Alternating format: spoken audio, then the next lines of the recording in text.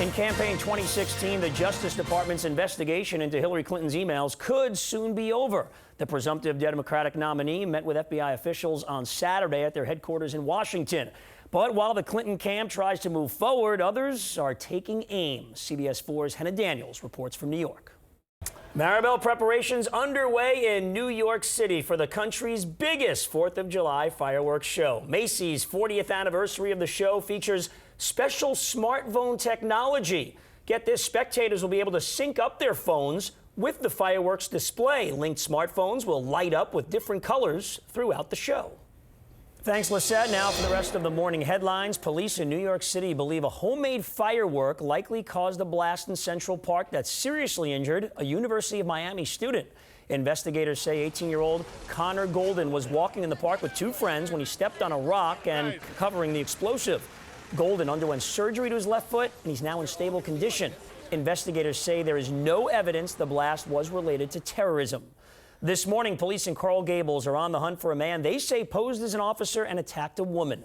It happened while the woman was walking in the 4000 block of Aurora Street. Police say he exposed himself while pretending to pat down the victim. He then forcibly took her belongings and threatened that he had a gun.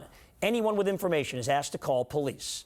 Iraqi officials are dealing with the aftermath of two weekend bombings that killed more than 100 people. The biggest attack happened yesterday in a mostly Shiite area of central Baghdad. Iraqi officials say the death toll from the suicide bombing has now risen to 142 people. The Islamic State group is claiming responsibility for the blast. A second bomb attack in eastern Baghdad killed 5 people. So as people hit the road this holiday, you may notice more drivers looking at their phone screens rather than the road. These days, it's much more than just texting that beckons them. Now, more than ever, drivers are opening apps on their phones. So can anyone stay connected and drive safely? CBS 4's Britt Moreno puts distracted driving to the test. What was supposed to be a small family get-together this July 4th weekend to welcome home a soldier became much more. When word got out that U.S. Army Specialist Daniel McFall was back home in Long Island after 6 months in Afghanistan, the fire department, veteran bikers, the local Boy Scout troop, and of course family and friends all lined up to salute the local American hero. It's overwhelming, but in a good way, showing that a lot of people back home cared what we were doing out there, so it feels good. Specialist McFall will have 3 weeks of well-deserved rest, and he says he plans to visit Disney World during that time. CBS This Morning is coming up at 7 right here on CBS 4. Jeff Glor this morning joins us live from the CBS This Morning studio in New York City. Jeff, what are we expecting today? Hey, Steve, good to see you and happy 4th. We're going to talk with former Homeland Security Advisor Fran Townsend about the recent string of terror attacks and what it means for the U.S. Plus, former President George W. Bush advisor Mark McKinnon is in Studio 57. We'll get his take on Hillary Clinton's testimony to the FBI. Also, from apps for alarm clocks to flashlights, we'll look at how you may be handing over control of your phone to hackers. And as we celebrate our country's 240th birthday, the author behind the Don't Know Much About History series joins us with what you might not know about Independence Day. The news is back in the morning. Guys, we'll see you at 7.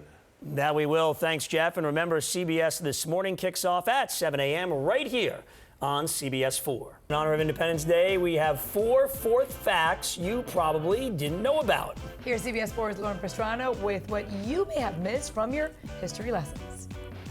Happy 4th of July, the day of the year when you get to wear your best and brightest red, white, and blue gear and celebrate our country's independence. But there are a few details about this holiday you didn't learn from your history books, or maybe you did and you simply forgot. So here's a crash course in 4th of July facts.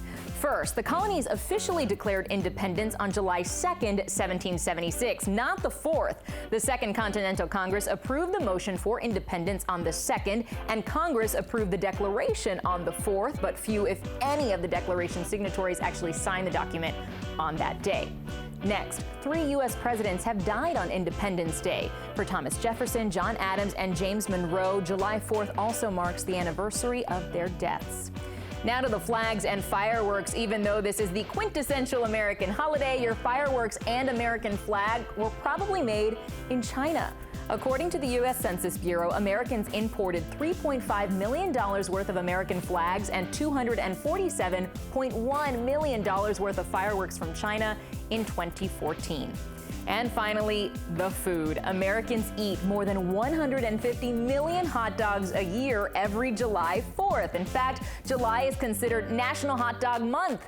Yes, that is actually a thing, and I will be partaking. Tell me how you plan to celebrate today. You can reach me on Facebook or Twitter. My handle is @LaurenPastrana. If you have an idea for a future Lauren's List, you can send it my way too. Hot dog lover? You like hot dogs? Of course I like hot Yeah. dogs. I didn't know it was National Hot Dog Month. I had no idea. No, me neither. There's And a I month. didn't remember any of that from history class either. Quiz coming up for you. Hope you paid attention. I Straight really ahead, the art of the blow dry.